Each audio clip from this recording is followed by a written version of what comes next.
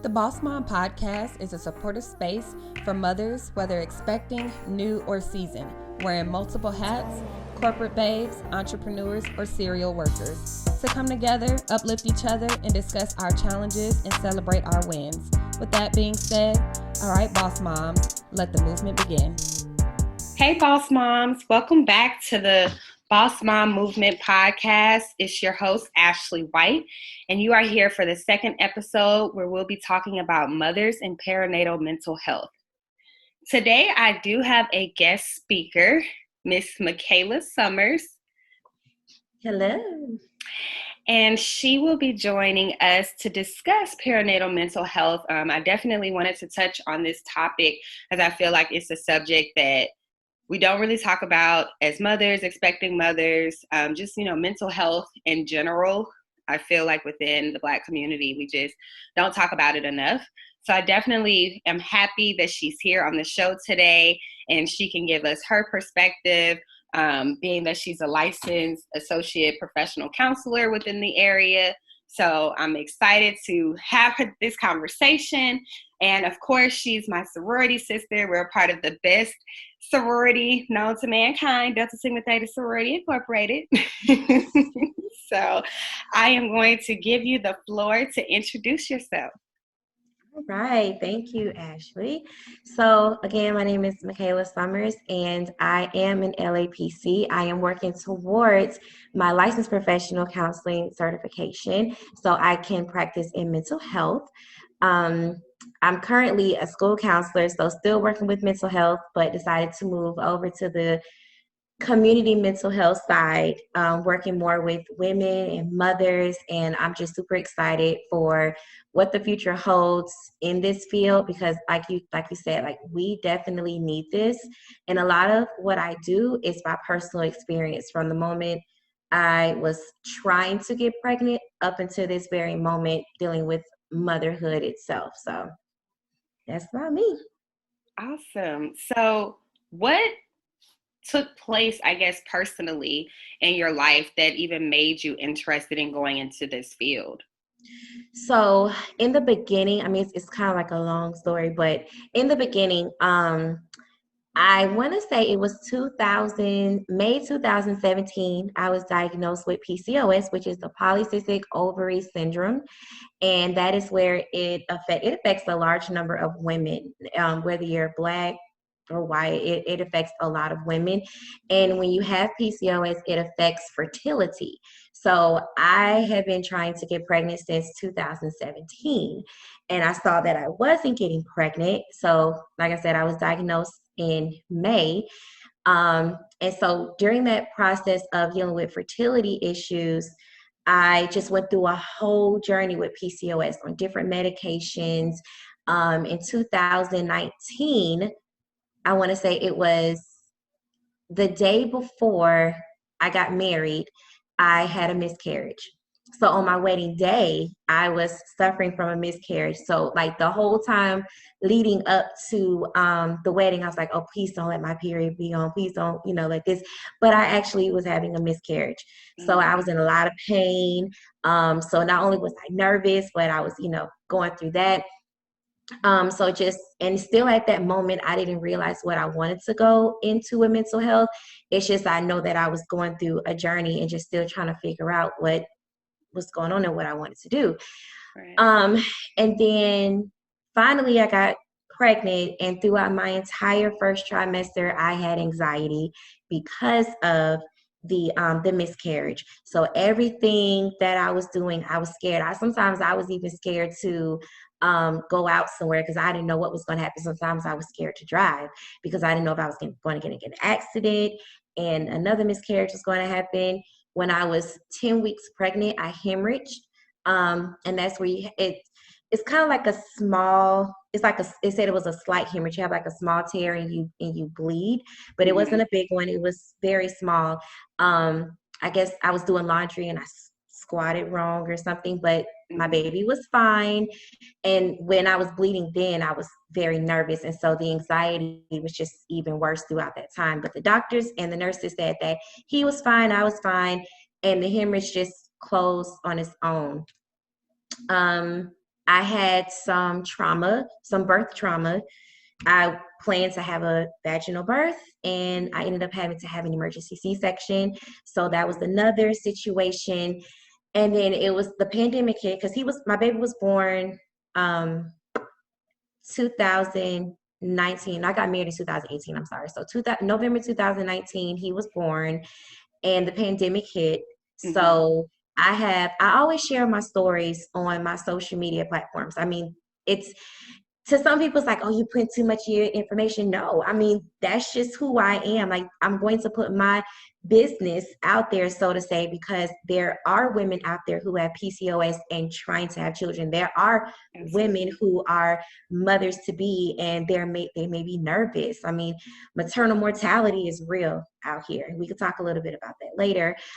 So, just showing women and showing moms, you're not by yourself. Like, I'm one of those women who are going through, or who has gone through what you've gone through or what you are going through. So it was March 2020. Of course, we were home in quarantine, and a good friend of mine, we used to work together in Cobb County, and she reached out to me. She's a mom as well. She reached out to me, and she said that she has a current colleague who had her child, but then had to be readmitted, because I had to be readmitted, I want to say 3 days after I had my son, due to preeclampsia, and then my blood pressure, it just never went down. So she had to be readmitted and had to be on magnesium, and that's basically a medicine to help with lowering your blood pressure, making sure that you don't have a possible stroke, things like that. So my friend reached out to me and said, hey, I have a colleague because I shared that story. She said, hey, I have a colleague who's going through what you went through, and is it a way that you can reach out to her and help her, speak with her and kind of calm her down? And I reached out to her, spoke with her, basically told her how to advocate for herself, told her the things to do, and what on the mental level, the physical level, the things to do. And I want to say it was maybe a couple of days later, she reached back out to me, and she was just so thankful. She's like, oh, thank you so much. This was helpful. That's what I needed. And I mean, she had her baby during the pandemic. I mean, I didn't per se, but still, pandemic or not, that postpartum phase starts from the moment your baby is born. So, just trying to help her through that. So at that moment, I was just like, okay, I went through the infertility issues. I went through the anxiety. I went through the birth trauma, but I'm still standing. I'm still good. Like I can still, help the next woman, help the next mom. So I'm like, okay, God, what are you saying? What's going on? And I just started to do some research, and I'm like, okay, perinatal mental health. Like, this is what I need to do. I'm thinking this is what I need to do. I immediately reached out to my college professors. I'm like, hey, I know I went into school counseling, but I want to go into mental health. Do I have to go back to school? I mean, I was ready to do whatever. I reached out to, she's not a childhood friend of mine, but she's a little bit older than I am. She's a psychiatrist over in Roswell. Reached out to her like, hey, what do you think I should do? She helped me figure out what I should do.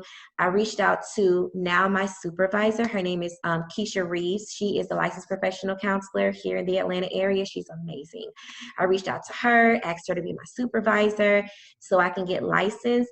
And then I just put it out there and just made it my own on my Instagram. And I mean, I love it because motherhood is my life. Like everything that I do is motherhood. Like I love it. And I love counseling, and I love school counseling, but when it comes to motherhood, that's a whole other thing, because we're all experiencing something. And some mothers, new mothers, are afraid to speak out because you don't want to look weak. They don't want to make it seem like they don't know what they're doing. Sweetheart, you are not by yourself. My baby is 18 months old, and I'm still trying to figure it out, because he's going into the next phase of being a toddler. So, just sharing that information about being a toddler mom, and it's amazing. So my journey really started when I was diagnosed with PCOS up until this moment. That's awesome. I'm so glad you mentioned like just sharing your story and your journey through your Instagram, because that's one thing. It's like we go through these traumas, we go through these things, we don't want to talk about it, and you don't realize the next person that's experiencing those same things and how your journey can help them become okay with talking about it. I spoke to another friend of mine today who's pregnant, and she also has been diagnosed with PCOS. Like, in her pregnancy, I mean, she had some challenges, but overall, I mean, it's good now. But it's just like, people, like you said, people, they say, oh, you're putting out, too much. But I'm like, it's certain, and I'm kind of private myself. Like, I'm not even gonna lie about that. But I do still feel like it's certain things that's okay to share. I mean, and whoever you are, if you want to share all your business, who's to say, you're doing too much, right?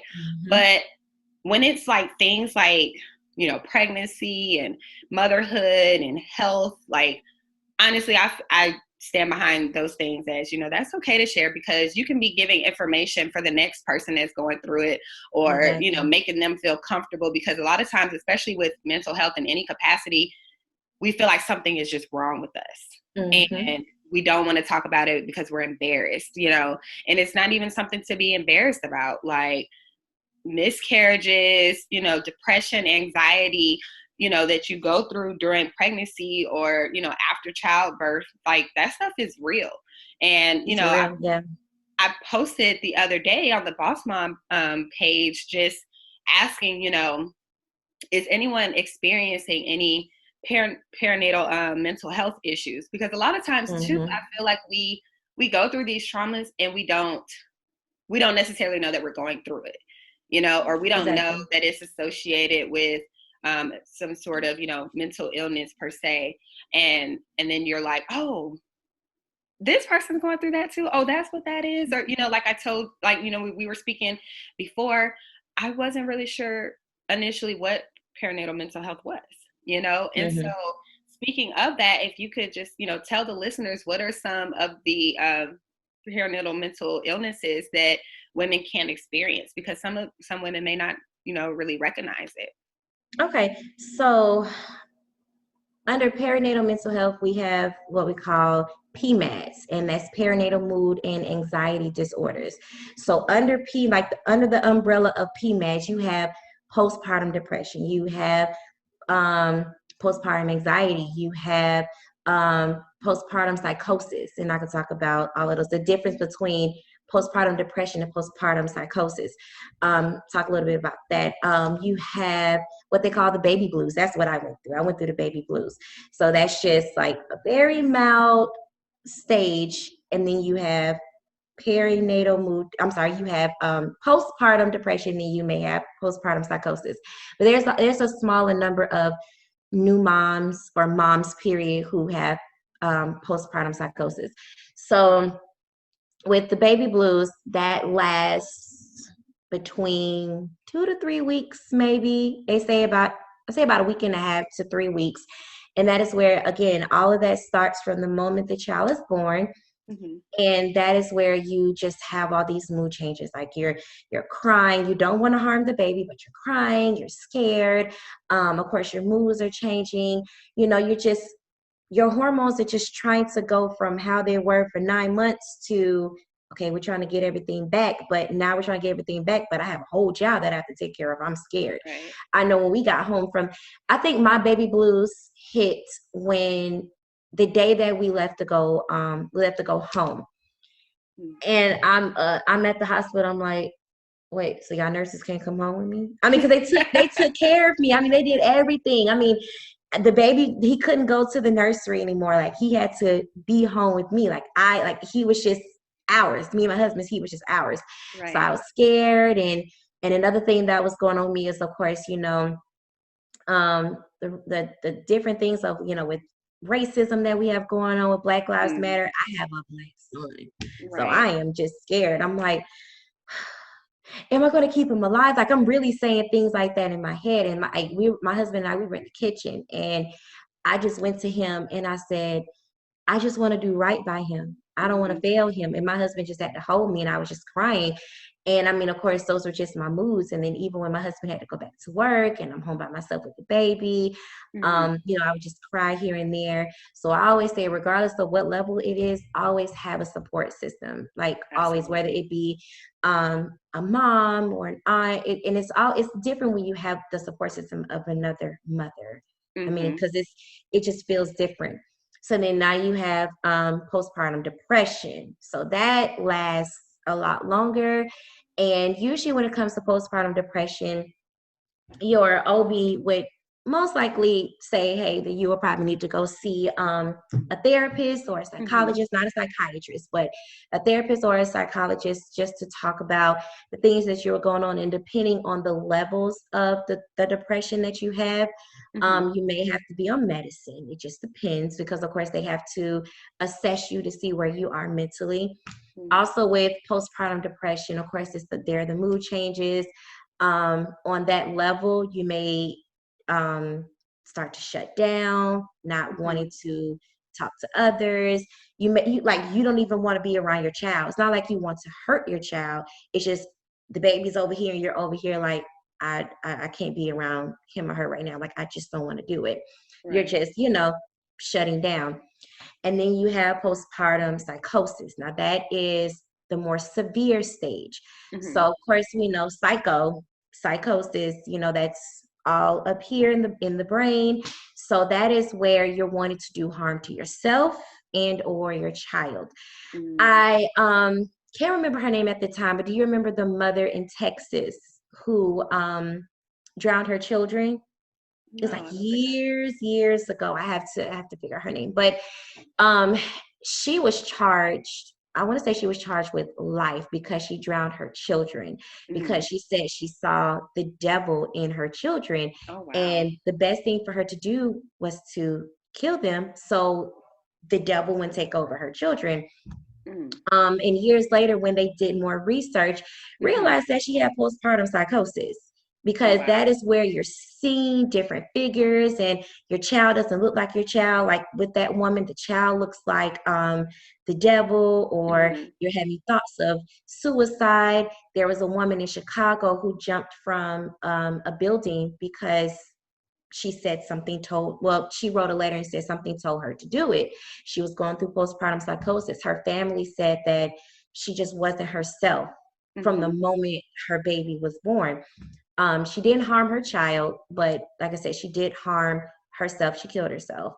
And for that, depending on, again, what your OB says, you would definitely need to see a psychiatrist, and you would definitely have for that, because that is a more severe part of postpartum. So yeah, with all of that, perinatal mental health, it all includes PMAS. Like I said, it's perinatal mood and anxiety disorders. And perinatal mental health, that can be from when a woman is pregnant to the time after she's pregnant. So of course, postpartum. So it includes all of that. Interesting. Yeah. When I was doing some research on it, because, just wanting to educate myself on it, because I'm like, I never know what's going to happen. Of course, like my pregnancy, I've been really just trying to focus on being stress-free and being as positive and happy as I can, just because I don't want anything to transfer over to him while he's in the womb.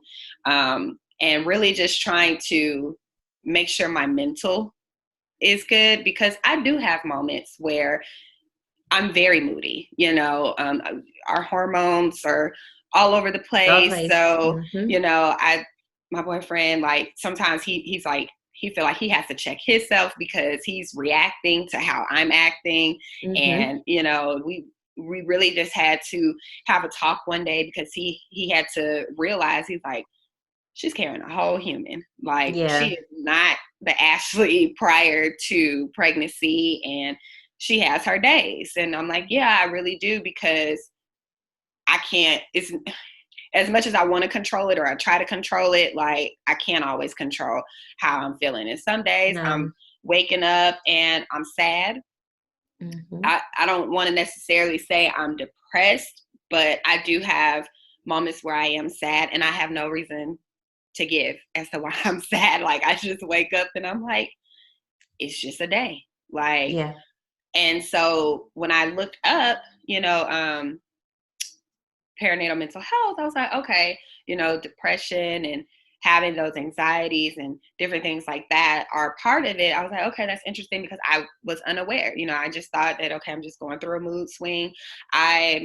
Like I've told listeners before, I'm a contract worker. So I'd had a lot of anxiety in the beginning, because I was like, oh my gosh, like, how am I going to have time off to even be with my child after, because of the benefits that I do or don't get with my job, and so I just kept thinking, and I'm like, I'm the type of person, sometimes I can over worry, and that just, despite pregnancy, just me as a person. And I'm like, I don't want to rack my brain with trying to, think too far in the future, but I'm also the type of person, like, I like to be prepared.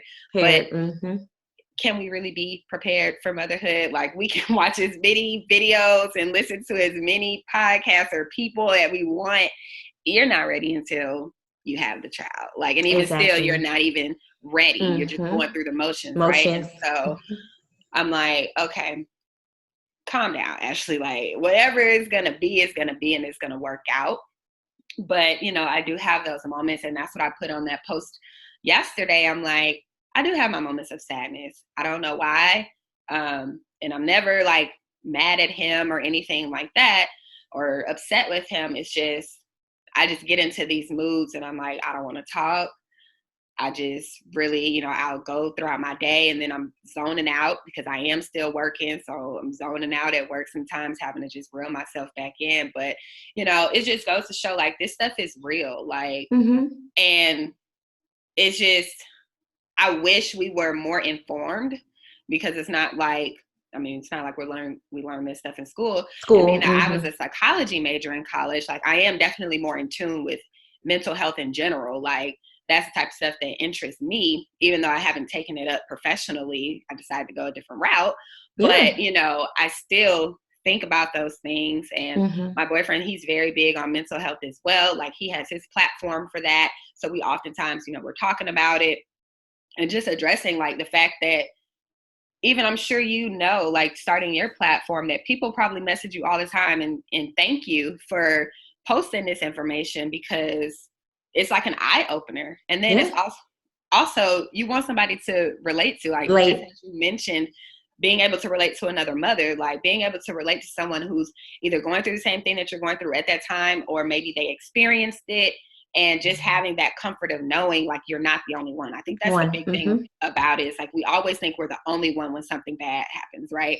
And that's not the case. Like, it's several other people, whether you know them personally or not, who's probably experiencing those same things, which is why I'm so glad that I have this platform to even bring this to the forefront and have you on here to even discuss, what it is and your own experience, because I'm pretty sure there are some listeners out there who are experiencing those same things. I am going through pregnancy during the pandemic, and that's stressful itself. Like, not even being pregnant, just the whole pandemic has been crazy for us all. And it's like we were, snatched out of our normal element of daily life, and now having to, figure things out. And so just even being pregnant during this time, having to, I don't want to say I feel like I'm going through pregnancy on my own, but in a sense, it's some things that I am going through on my own, because I can't have my boyfriend or my family go to doctor's visits with me. Like, we just did a 3D, 4D ultrasound, and that was the first time, my parents were able to be in the room with me. He did come with me to my first ultrasound, just because that particular doctor allowed a one person visit with the mother. But, since then, that was back in October, early November, he hasn't been with me. And here we are in May, he hasn't been able to go with me. And so even that is stressful in itself, because I feel bad for the mothers who have probably given birth by themselves. Like, depending on when they gave birth during this whole thing. And I'm like, this pregnancy is just stressful in itself. It's a lot. You don't, it's taking over your body. And just, I can't even imagine. Like, that was one thing I'm like, oh my goodness, how is childbirth going to be come 2021, because of course, COVID, we don't know what to expect with this thing. So No. I'm like, if I have to give birth, like just even having thoughts around that, I'm like, if I have to give birth by myself, like I'm gonna go crazy. Like Yeah. like I hate to say it like that, but I'm just like, that is just something I cannot even imagine having to go through. And so just thinking about like us having these issues surrounding perinatal mental health on our own, and then having a pandemic to, come on top of that. I can't even imagine, like, if someone is going through high anxiety, especially if you already have anxiety in general, Yeah. I just can't even imagine how that would be. So have you I know you said you're still practicing, but are you able to kind of, I don't know, with counseling, like how much can you do right now with what you have? So right now I can definitely, I can definitely counsel. Of course, it just can't be full time because I'm still completing my my licensure for the full certification. Mm-hmm. So I can still meet with women, moms. It's just a part-time thing. That's why I put a lot of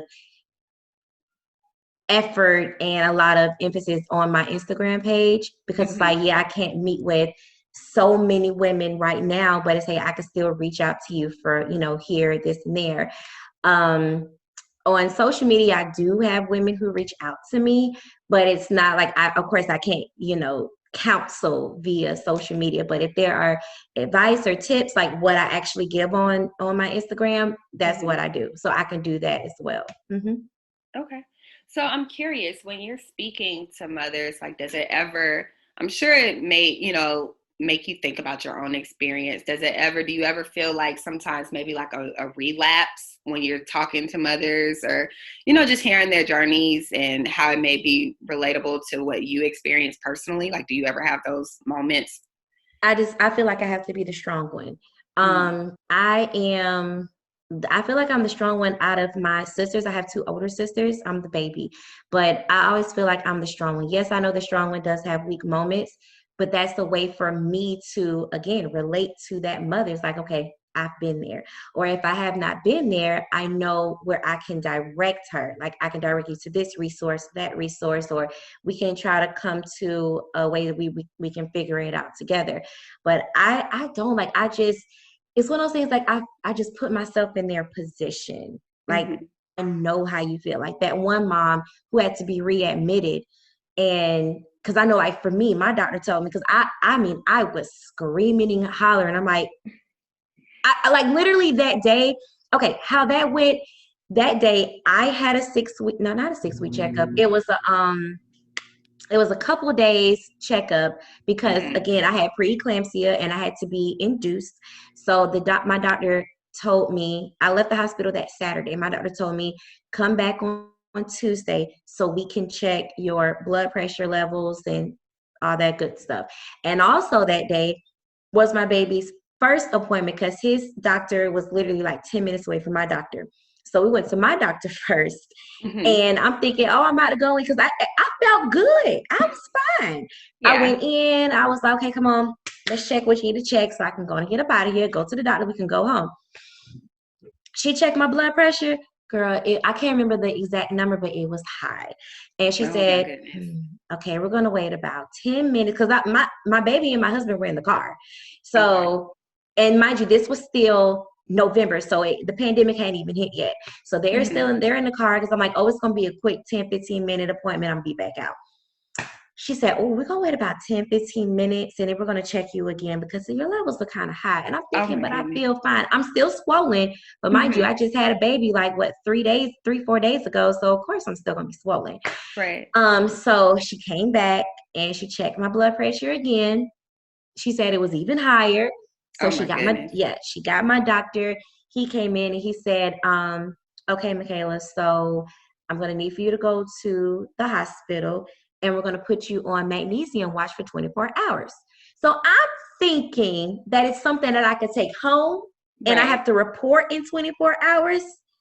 And I said, okay, I can go to the hospital and do that, but my baby has his first pediatric appointment. It's literally 10 minutes up the road, and then can I go? He said, yes. took the baby to his appointment. He checked him out, went to the hospital, and we're at check-in because he told me to go to whatever area that was. Went to check-in, and she gave me a wristband. I said, "Why are you giving me a wristband?" She said, "Oh, because you're being admitted." Who? Oh my goodness. That's not what he told me. He told me to come up here because, again, I didn't know what it was. He told me to come up here and be on magnesium watch for 24 hours. So can I go home and report something in 24 hours? She said, "No, ma'am, you have to be here."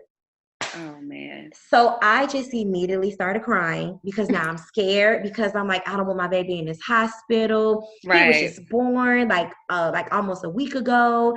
I'm like, this is not where I want to be. Like, I mean, I'm just crying. And then my husband had already missed almost a week worth of work. So I was like, my husband has to get back to work. Who's going to watch this newborn? So, I mean, a support system. This is what I always try to stress on my Instagram, a support system. I have a sister who, lives in, she lives in like the Sandy Springs, Roswell area, because I was at Northside Hospital in Sandy Springs. I called my sister bawling, crying. I said, I have nobody here with me, and my husband has to go back to work. She said, I'm on my way. And she stayed with me overnight. She held the baby. I mean, she was nervous because my baby was still small, but she had him all night. I mean, I was just super emotional, but I was so adamant that I wanted to go home, but my doctor said something, because I told him, I promise you, Ashley, I kept saying, no, I'll stay home. I won't do anything. I promise. Whatever medications you can give me, I'll get it. I'll be home. And they were kind of scared to give me medication because I started off breastfeeding. And my doctor, and I mean, I guess the hospital must have called my doctor, because I was like, I'm not staying here. I'm going home. You're like, My doctor called my cell phone.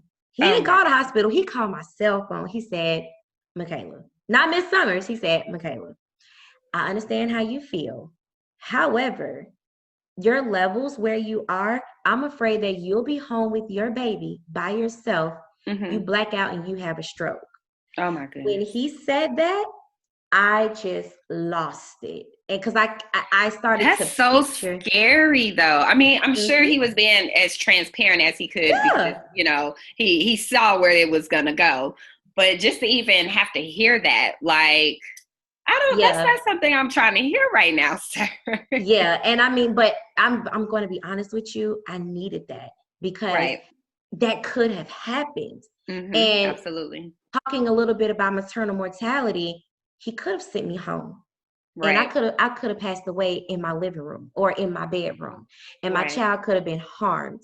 So it's like, as much as I didn't want to be here, I appreciate that, because again, Atlanta is the city with the highest maternal mortalities in the whole country. So some of the listeners, yes, ma'am.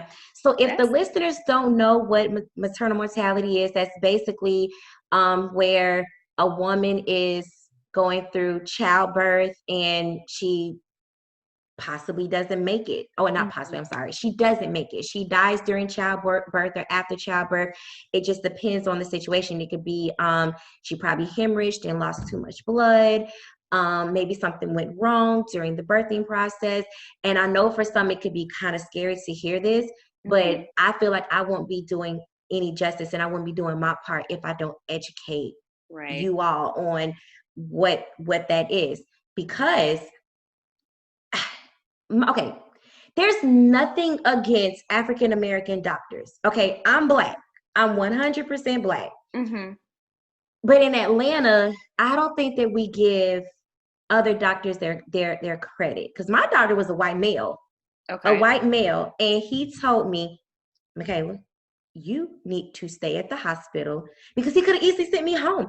There was an African American doctor here in Atlanta who passed away from maternal mortality because she was ill and she was sent home. Even though she's a doctor, she's not in the position to try to advocate for herself. She's on meds. There could be anything going on with her, and she passed away. So, saying all that to say, please do your research on your doctors. And especially the hospital where you decide to deliver.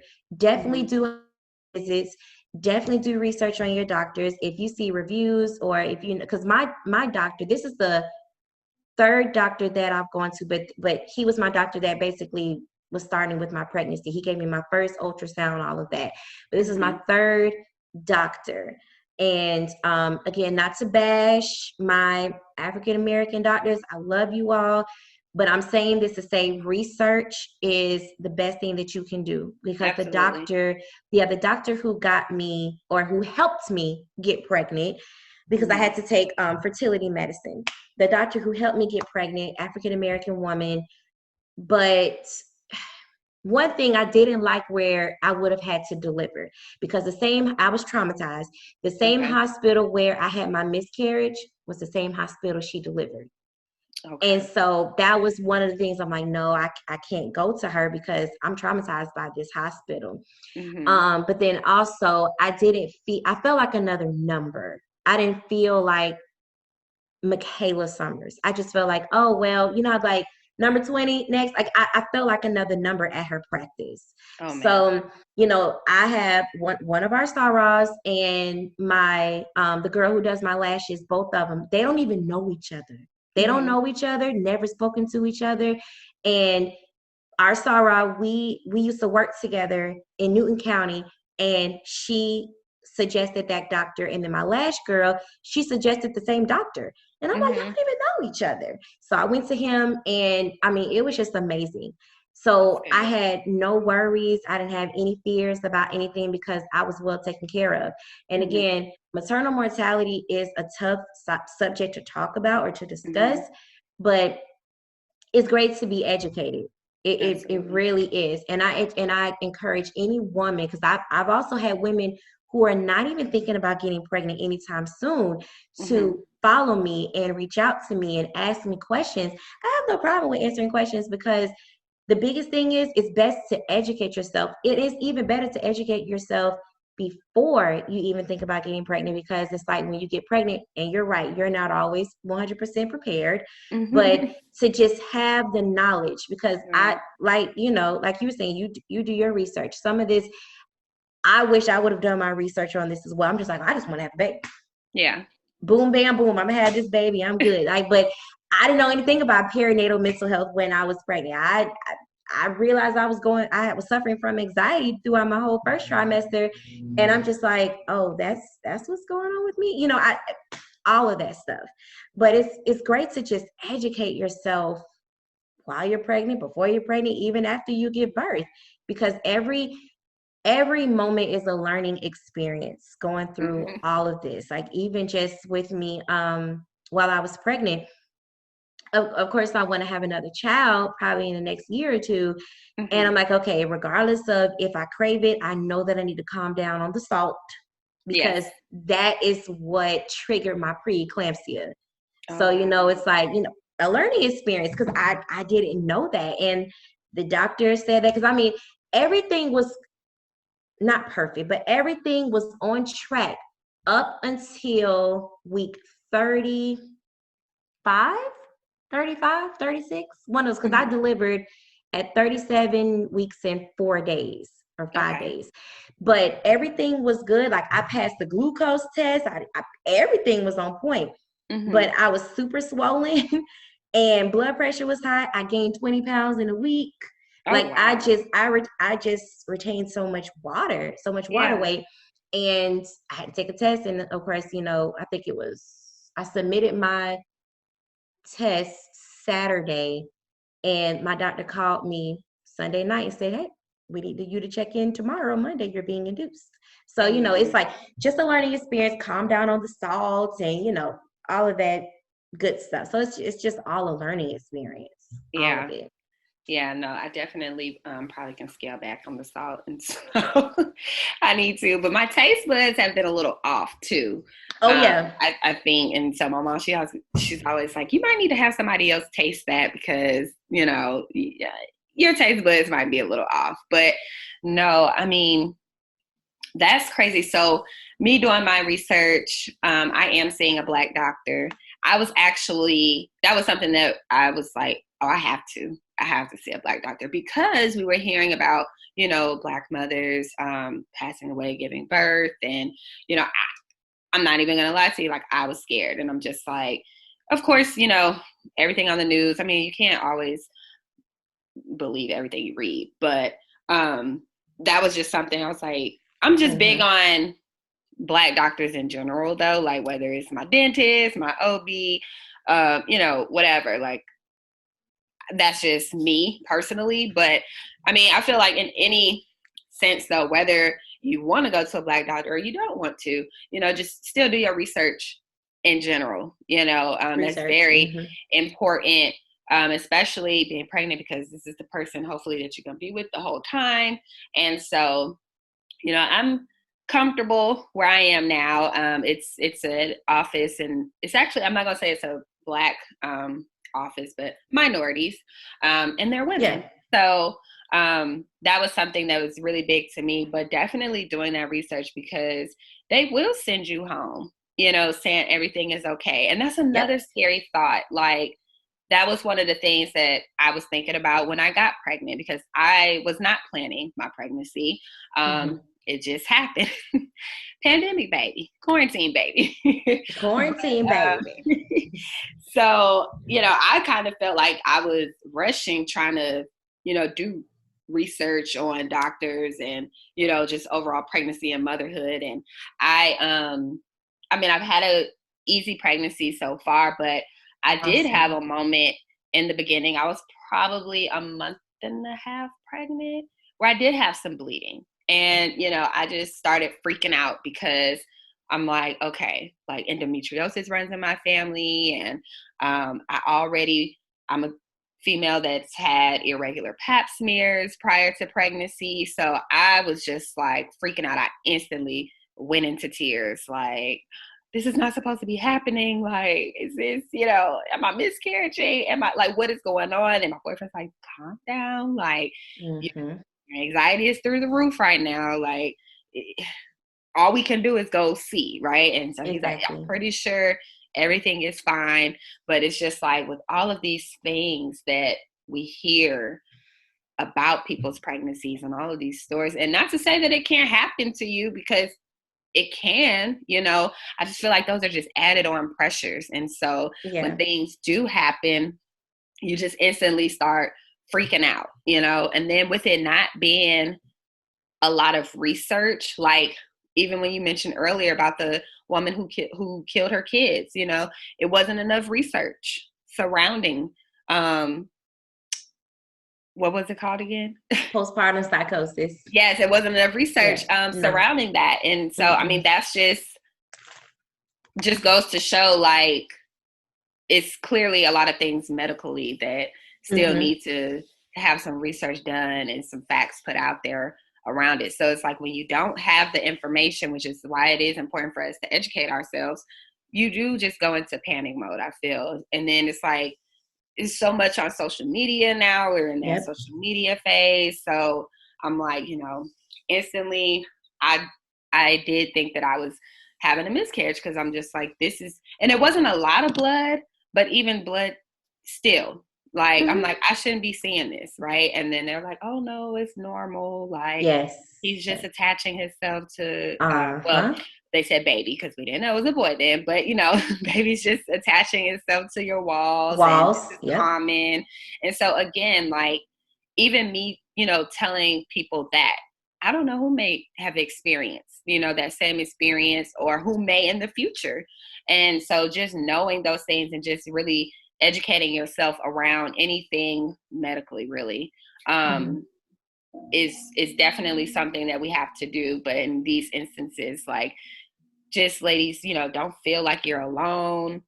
Like, that's my advice, because I'm the type of person who I like to look up stories and just, see who else is going or having those same things that I'm having. Or even, like you say, it's mothers that follow you and maybe they're not pregnant now and don't foresee themselves being pregnant within the next year or so, but they're still educating themselves now so that when they do become pregnant at some point in life,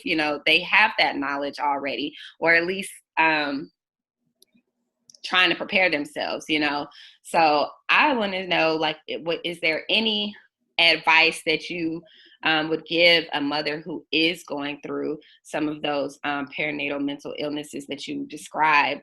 Is there any advice that you can give to them?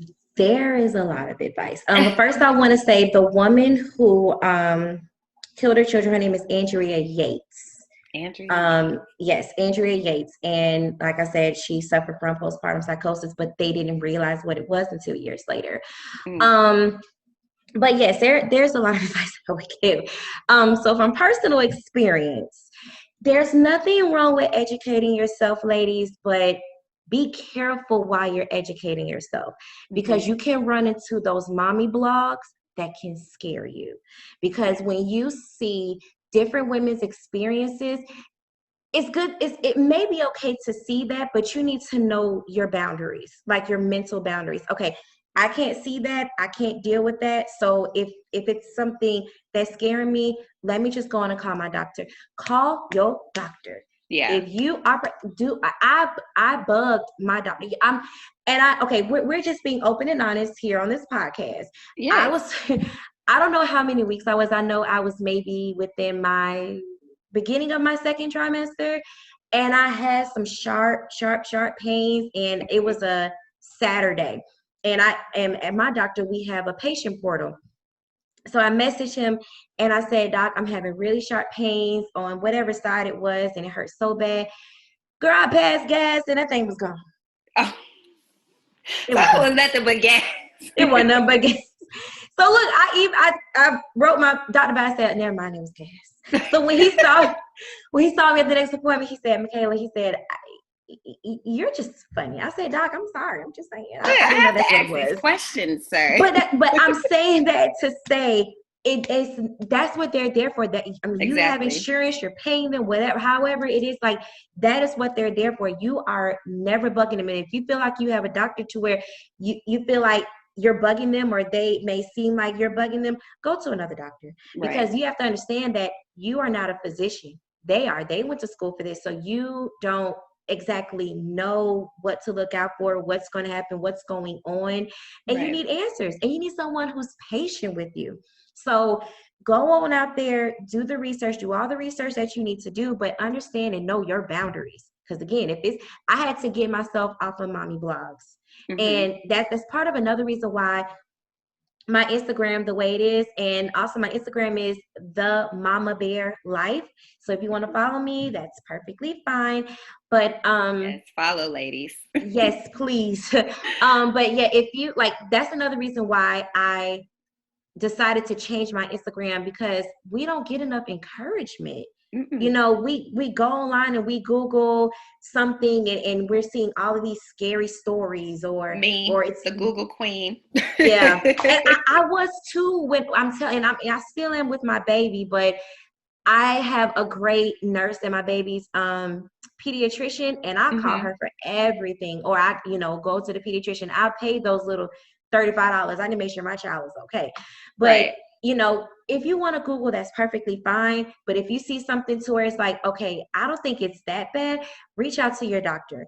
And that's the biggest one that I have. Also, if you are experiencing any anxiety, depression, reach out to someone. If there's anything going on with you and you just need somebody to talk to, if you want to talk to somebody, there's nothing wrong with going to therapy. And that's something that I regret not doing when I was going through my first trimester, because my doctor, he did suggest that I go to someone, but I was like, nah, I'm good. I was one of those, and I'm be honest, I was one of those like, no, I'm good. I'm just gonna pray about it. I'll be fine. I don't need to go to the doctor. I don't need to go to a therapist. But I really wish that I would have done that, because now that I'm in the position of being a therapist, it's like, okay, I should have gone, because there's somebody I should have talked to about my anxiety. Because I was tripping, but I didn't know. So I would strongly suggest having a genuine support system, not those people who say, oh girl, I'll be there for you, and when you call them, you don't hear from them, or they flake on you. Like, just have a genuine support system. Reach out to a therapist that you would say that you would trust to be like your doctor, because even though this therapist is not taking care of you and your baby per se, like your OB, but they're taking care of your brain while you're pregnant or while you're going through postpartum. So it's pretty much the same thing. Definitely see a therapist if you're ready. Trying to think what other advice I would say. Support system, and take it easy. Just definitely take it easy on yourself. I did some yoga while I was pregnant, did some meditations while I was pregnant. That helped out with my anxiety. I'm not saying that you have to do those per se, like you have to go to a class. There are calming videos on YouTube that you can look up that can help you with meditation. There are classes. I mean, due to the pandemic, I'm not sure how that's going right now, but there are classes. If your hospital provides classes, because I know Northside, they provide classes. If you want to reach out and see those types of classes that can help you while you're pregnant, they also have postpartum classes that can help. They may be on Zoom, or they call it we call it telehealth. It may be through telehealth, but any of those things that can help you out mentally and emotionally, definitely. And if you're on social media a lot, follow pages like, mine, not trying to throw it out there, but just mine, where you can get encouraging things. I mean, I'm just as real as it comes on my Instagram, but in there, I'm going to, give you some tips, give you some advice and encourage you, because again, like Ashley, like we've been saying, like, you're not alone. Like we aren't the first women to go through what we've gone through during pregnancy and as mothers, like, but it's just, I feel like we're the generation that has to talk about it. Exactly. We're the generation that has to come to the forefront and say, okay, I'm depressed, I'm sad. And I applaud you for saying that some days you wake up sad. Because, and it's no offense to our parents, our grandparents, but back then, the strong Black woman, you can't say you're sad. You can't say you're depressed. Like, what you mean? You about to be a mama. You supposed to have kids. You need to be strong. You need to get that together. You need to get it together. No, I mean, say that, because if you speak out, or even if you don't want to speak out publicly, like reach out to someone in their DMs. I check my DMs every day. I may not answer immediately, but I check my DMs every single day. They come straight to my phone.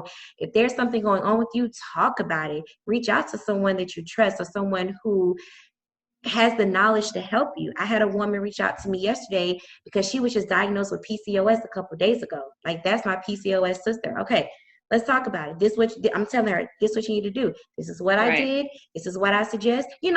Just all of that. Because sometimes, we may not be like, okay, I don't want to go to the doctor. I just want to see if somebody can relate to me, another Black woman or another Caucasian woman, depending on who you are and your type of person that you want to go to. So I would definitely say, just take it easy on yourself. You're not going to have all the answers, and it's not going to be good every day, whether you're pregnant or even just being as a mom. It's not easy. I mean, but it's normal. You're going to have your days. You are going to be happy. You're going to be sad. You're going to be up. You're going to be down. It's very not normal. I won't say that, but it's very common. But you just need to know that you're not alone, and there are multiple resources out there to help you. Well, that's good. And I hope you ladies, are definitely taking heed to the information, and definitely follow Michaela, because she does post some great tips and also just encouraging words as well. So, at the Mama Bear Life, follow her.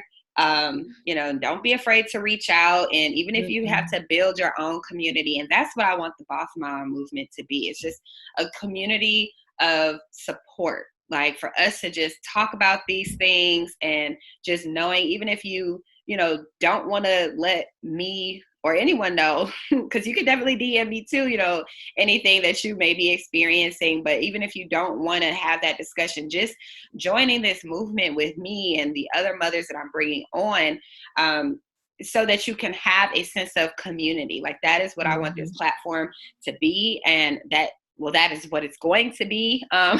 Just a sense of support, whether you're expecting, even if you're an aspiring mother, or you are already in motherhood as a new mother, or seasoned, if you have multiple kids. Like, we need to support each other. And being that we all have gone through these stages at some point or are going through them at that moment. And so I'm so thankful that we were able to have this conversation, and I am definitely going to be keeping up with your tips myself, especially as I'm entering motherhood in the next 2 months or a month and a half. Child, time is slipping me by. I'm like, it's almost here already. But I appreciate you so much for joining today. And I hope that the listeners enjoyed our conversation, and that, anyone that's going through any of the things that you mentioned, that they definitely don't hesitate to reach out to you. So thank you again so much for joining the podcast today. No problem. Thank you for having me. I truly appreciate it. And this movement that you started, I think it's amazing. Like it's super, super duper amazing, because whether moms or soon to be moms want to go to therapy or not, sometimes hearing a podcast of people that they can relate to, that can be their therapy. And, right. They need to know that, hey, maybe you're not ready to go see a professional therapist or anything, but just hearing other women going through what you're going through or experiencing, let me say that, through a podcast, that's perfectly fine. Just find something that you can relate to. Find something that will reach you emotionally and mentally. Just find that thing. And if the Boss Mom movement is it, I say go for it. I think it's amazing. So exactly. Yes. Thank you. I appreciate that.